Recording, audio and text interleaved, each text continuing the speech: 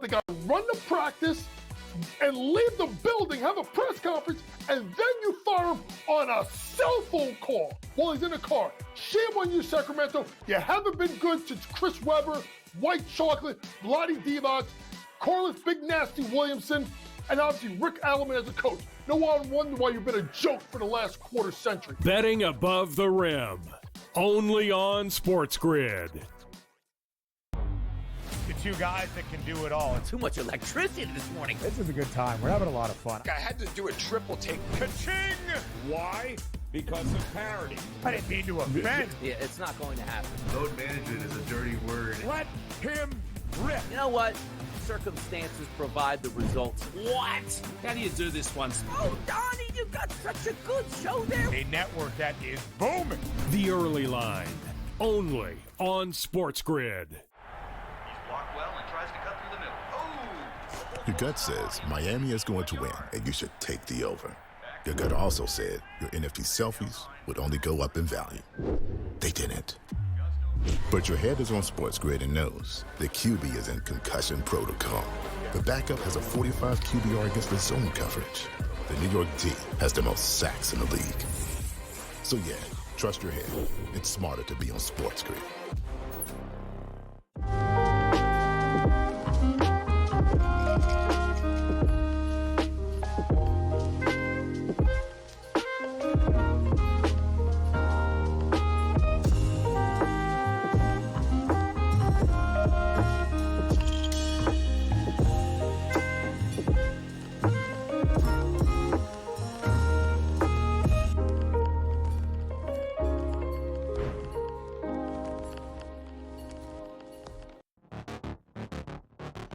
Pop one of those gold coins.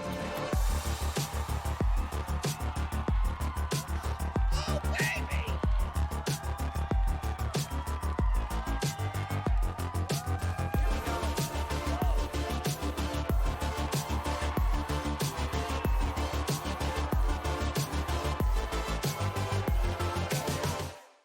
Welcome into Sports Millions here on the grid. Tom Vecchio and myself, Joe Madden. Tom, we've got an absolutely loaded show today, and we're going to kick it off with the most important game of the weekend. Looking at the Minnesota Vikings facing off with the Detroit Lions. This should be the best game out there. What are your thoughts for this one?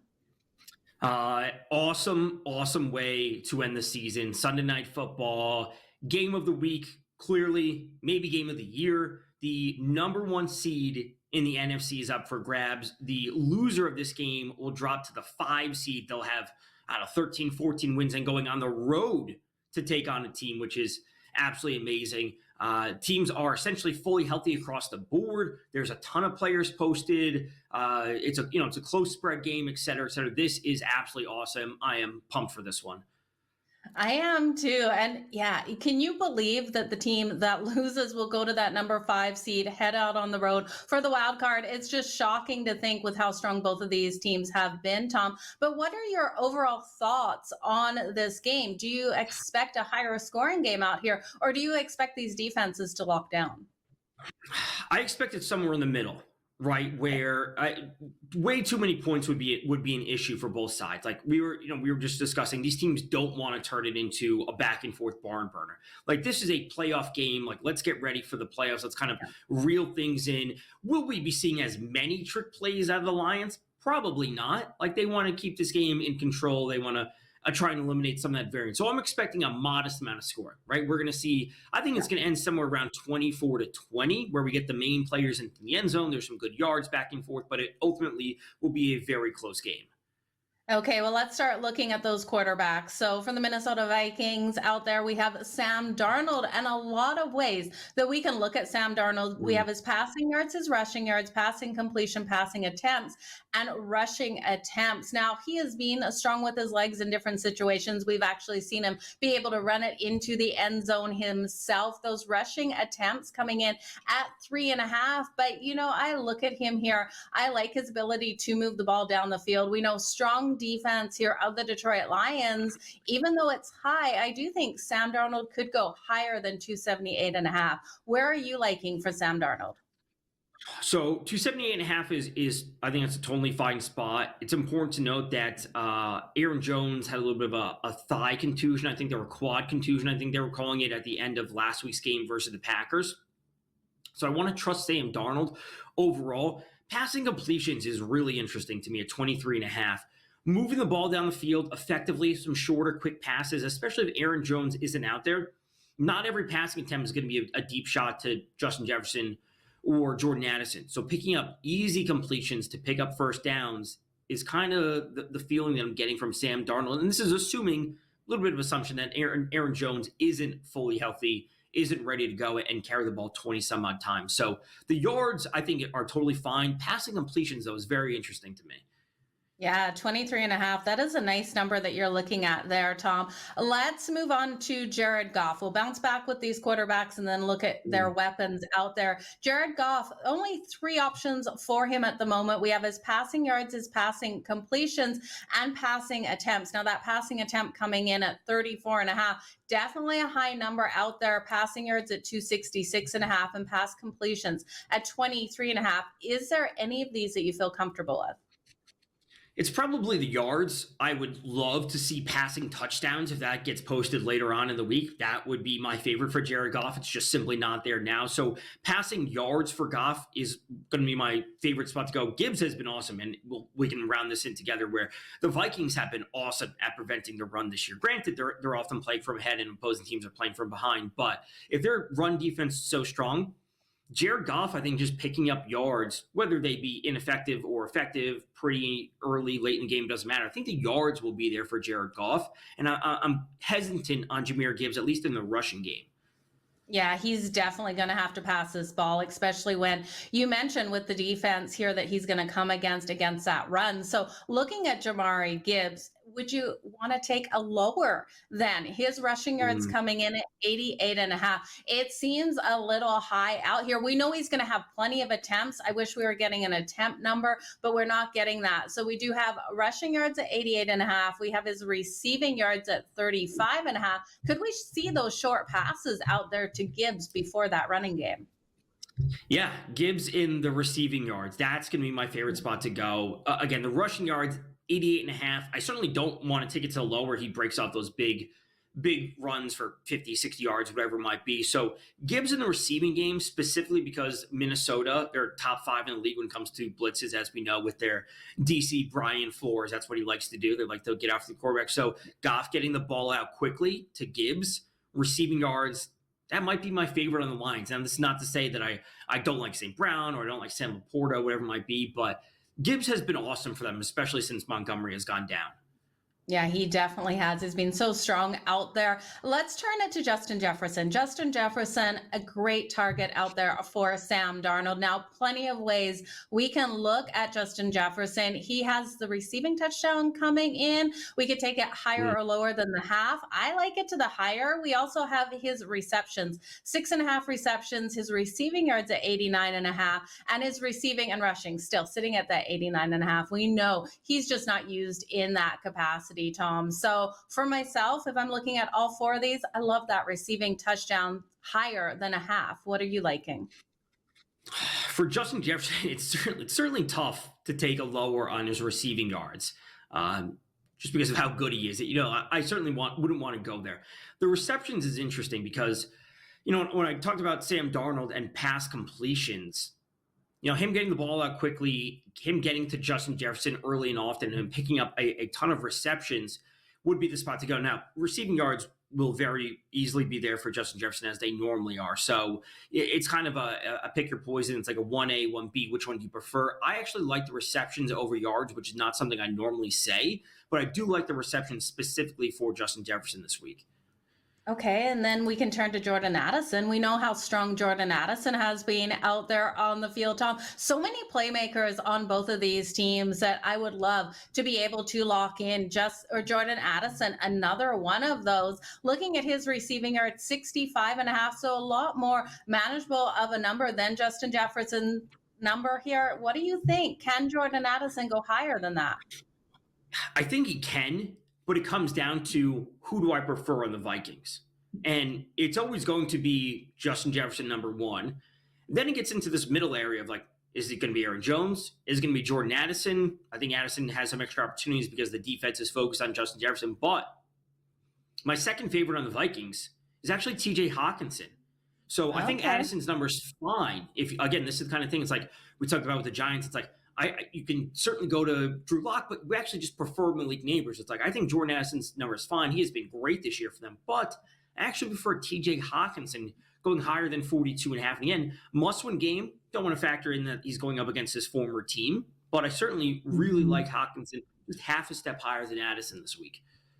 Okay, I love where you're going there. Another player I'm looking at here for the Detroit Lions is Sam Laporta. Sam Laporta has been great out there. Fantastic weapon for Jared Goff to throw those short passes. He has a reception pick here of 4.5 receptions. I love that to the higher, especially with what this defense is going to bring of the Vikings. I think Sam Laporta will be pivotal here for the Detroit Lions. Any thoughts on Sam Laporta? I think Sam Laporta is great. Again, just where does he fall for me in the Lions tiers? And it's not 1, it's not 2, and it's not even 3 if we're including Goff. So I want to lock in going to Gibbs with higher than the receiving yards, and actually want to trust TJ Hawkinson on the Viking side of things.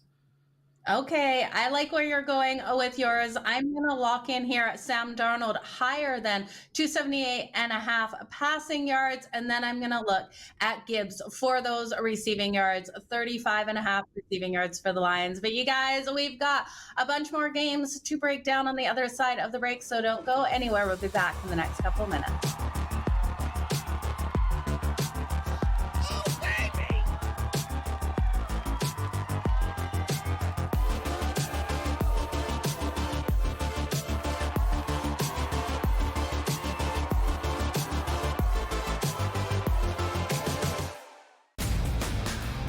There's a lot of bowl games. I love all of them. Even if you don't like bowl games, you gotta love the Pop-Tarts Bowl and what it means for college football. Who doesn't get excited for Pop-Tarts? But also, this is one of those where, Ben, I guess you could put your kids through college. Miami doesn't care about bowl games. They don't ever win those. Miami's a favorite. They usually go take the Iowa State Cyclones. Miami doesn't play any defense whatsoever, so you automatically just bang the total. The Early Line. Only on SportsGrid. How do you find some of this great talent that you've brought in, who are still early in their career, might not have a ton of tape on them yet? I've been around this business, man, for almost 20 years. So a lot of these guys will tell you that I popped into a lot of gyms, sparred, or just worked on the side, or, kind of worked out, just watching. I've always loved this sport, man. I think it's the greatest. And we want to continue to put on the next up-and-coming superstars. We know we got them. Only on SportsGrid. Anyone that's been to a sporting event, the atmosphere before a game, I think Game Time Decisions has that same exact atmosphere. This is our arena. This is what we do. There is going to be an energy to Game Time Decisions that you will feel night in and night out. The excitement you get when you lock your bets in, when you're figuring out what you want to do, we can zone in on the biggest games each night. I want this to be the place that people come to before the games start so they feel as ready as possible to lock in their cards. We are going to hit every single one of those markets that you need to know about. We're going to go through every single thing, and I've got a great team behind me that's going to help me get the job done. There is not going to be a better place, I promise you, than Game Time Decisions to get that new information, react to it, and be able to then bet accordingly. We will have everything at our disposal, and we will use that to our advantage. I'm Kevin Walsh. Tune into Game Time Decisions from 6 to 8 p.m. Eastern on SportsGrid. Pop one of those gold coins.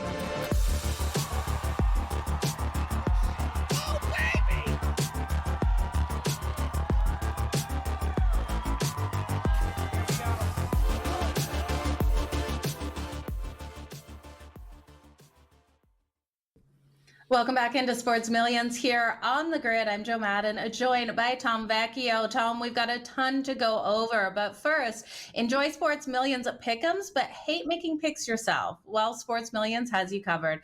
Head on over and play Sports Millions Blitz'em right now and let the computer do the work. Go to sportsmillions.com/Blitz'em to be able to win big prizes without having to make a single pick yourself. That's sportsmillions.com/Blitz'ems. Now, Tom, let's get into two really interesting matchups out there. We have the Carolina Panthers taking on the Atlanta Falcons and the New Orleans Saints taking on the Tampa Bay Buccaneers. Both of these games at the same time. Both the Bucs and the Falcons need the win. This is going to be an interesting one between both of these games. Let's jump into the Panthers and the Falcons first. What are your hopes for this one? So obviously, as you said, these games are so closely intertwined because the Bucs, they win the division. The Falcons need to win and see the Bucs lose in order to win the division. So great that they're happening at the same time, as we were just discussing. Michael Penix for the Falcons has looked okay. And it's obviously a very small sample size over these two games. Obviously, a crazy game on Sunday night last week versus the Commanders. At the end of the day, for the Falcons, Bijan Robinson is their best player. No matter what they may believe about Michael Penix long term, that's why they drafted him so high. They believe he's this tremendous talent. Bijan Robinson is the best answer for the Falcons, and going higher than 115.5 receiving plus rushing is the answer for me. I think Drake London is a great talent. Kyle Pitts is okay. But it's Bijan Robinson. Get your best player the ball and pick up the win. That's what they have to do. Yeah, Bijan Robinson is an absolute beast out there on the field. Definitely a wrecking ball running down. So I love what you're looking at for his receiving and rushing. I'm just going to isolate the rushing yards here. I think this 95.5 is just too low. So I'm willing to lock that in to higher. But when we talk, you mention Michael Penix Jr., and I do think Michael Penix Jr. has a strong day in this one. We know the Carolina Panthers, while they've been stepping up as of late, this defense still has those holes. I think Michael Penix Jr. can go over the 222.5 passing yards. But again, I like Bijan Robinson so much stronger as well. Anything else that you would look at here? Maybe Kyle Pitts, Mooney, London, anyone at all, Tom? I think Drake London's awesome. I legitimately think he can be a top talent, but it's like I just prefer Robinson over him. And then I would still take actually Michael Penix ahead of Drake London. Again, Michael Penix going out there putting up a strong performance in the last week of the season. Even if they don't make the playoffs, that's something he can hang his hat on and go into the offseason knowing he's going to be their starting quarterback next year, because they are presumably going to let Kirk Cousins go. So it's just let's just trust Robinson and let's just move over to the Saints-Bucs game, which is, I think, really interesting and has the ideal spot for me in these Week 18s if you're ready to get into it. Yeah, I am so ready because I don't want to look at anything here for the Carolina Panthers. This team, nothing to play for. And we look at the Bucs versus the Saints. You got to think Mike Evans comes out so strong again here for the Tampa Bay Bucs. Is that the player you want to circle as well, Tom? It always is. And like I said, this is my favorite spot for a Week 18 where we have a team that needs to win.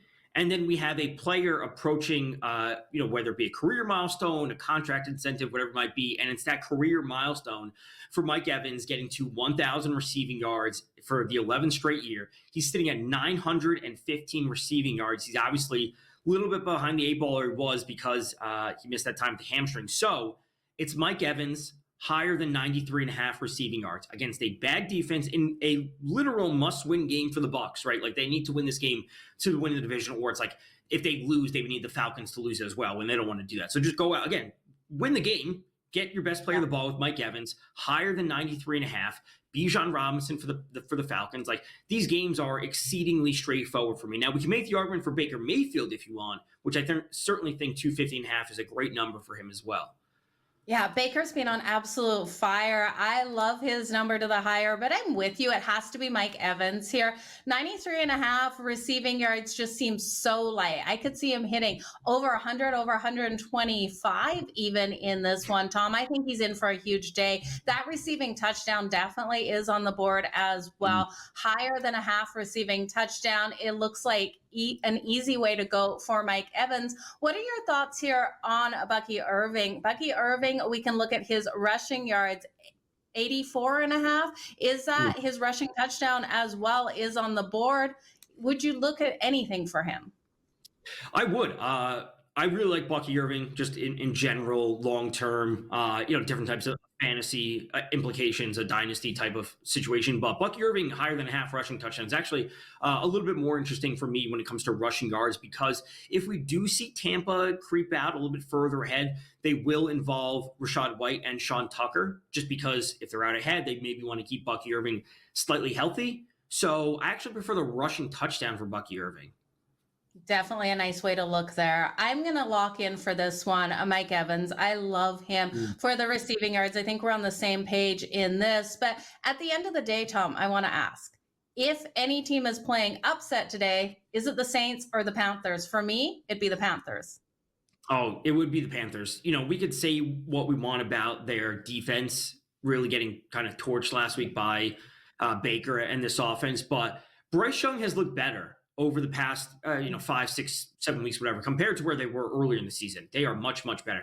The Saints, they just don't show anything on offense. And, whether it's going back a couple of weeks, getting shut out when they were at Green Bay on that Monday night game, just a terrible performance to end the season for them. And granted, they're dealing with a ton of injuries. That it is what it is. But it'd be the Panthers playing upset for me.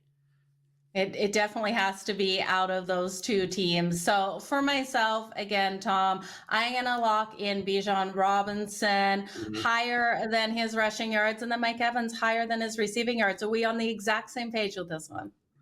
I'm going to go to Robinson, the rushing plus receiving. That's just the way I want to go about it. I think he gets multiple touches both on the ground and in the air. But like you said, it's Mike Evans. It's always been Mike Evans, higher than 93.5 receiving yards.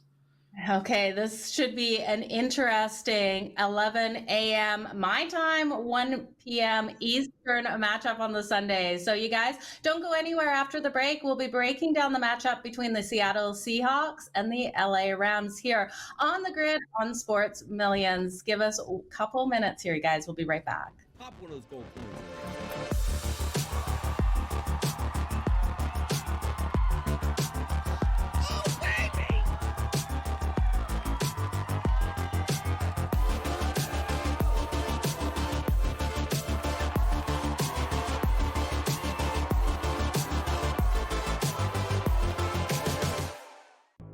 We'll be right back. It's time for a SportsGrid 2-minute drill. Time now to play a little buy or sell.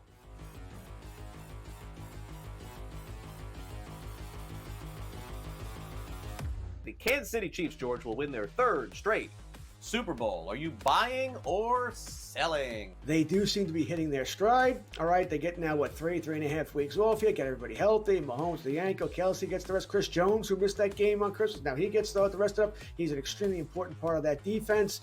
So they're looking good. They're covering spreads now, something they weren't doing. Now they're actually winning legitimate games. That being said, that offensive line is still bad. All right, and I think there'll be teams that take advantage of that. No, I'm selling. I'm selling here. I don't even care if I believe this or not. I'm selling. I do not want to see this. I do not want to see the Chiefs win again. This has not been a fun year watching them. They've gotten lucky. They've gotten some calls. No, please no. Jamar Chase will win the receiving triple crown this season. Yards, receptions, and touchdowns. George, you going to buy or sell this? I'm going to sell this. I'm going to say, listen, he's great. He's going to have a lot of great numbers here, but I'm going to say no, he won't get the receiver crown. Maybe 2 out of 3. He'll just miss. He'll do a little Aaron Judge. Won't get the average. All right, I'll play the buy. I'll play the buy card just to play something different in the end, and he was my best player in fantasy this year, so I'll say buy there. I'm going to skip ahead, Sam, to the last one, the running back here. Bucky Irving, who's been fantastic for Tampa Bay, will be a top 8 running back in drafts next season. Is this buy or sell? Assuming everybody comes back, Godwin, Evans, Mayfield, I see no reason why they wouldn't. I'm going to buy this, Craig. I'm going to buy. I think Bucky Irving is going to be that guy. It's a heavy passing offense, lots of touchdowns. Buy. Fantasy Sports Today, your weekend source for year-round fantasy insights. 8 a.m. to 11 a.m. Pop one of those gold coins.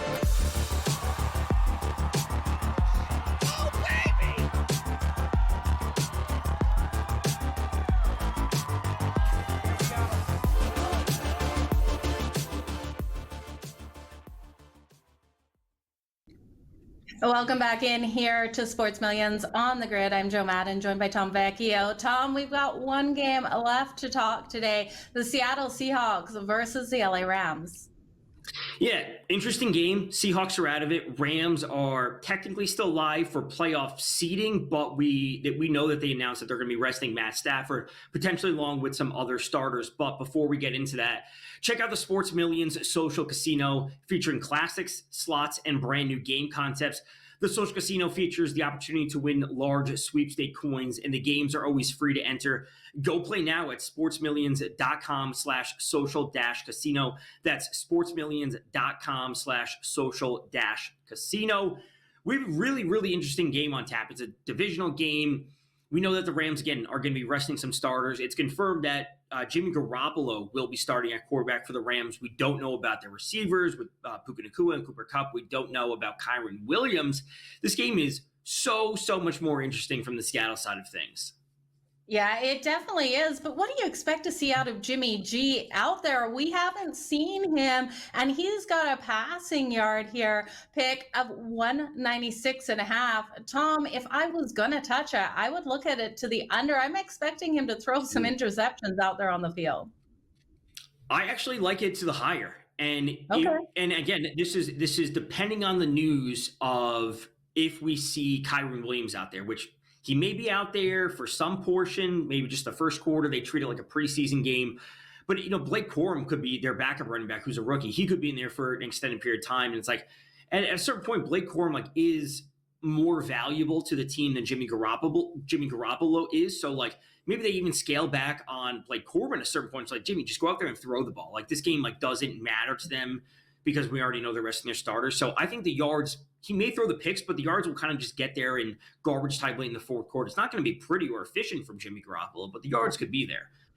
Well, Jimmy G fans will definitely love to hear that, Tom. But let's look at Geno Smith. Geno Smith looking for a big payday in this game. Definitely going to be one of the most motivated players out there on the field. So many incentives that he can hit in this game. And we have a passing yard pick here of 244.5 because of all of these incentives. I have to take him to the higher. What are you thinking here on him?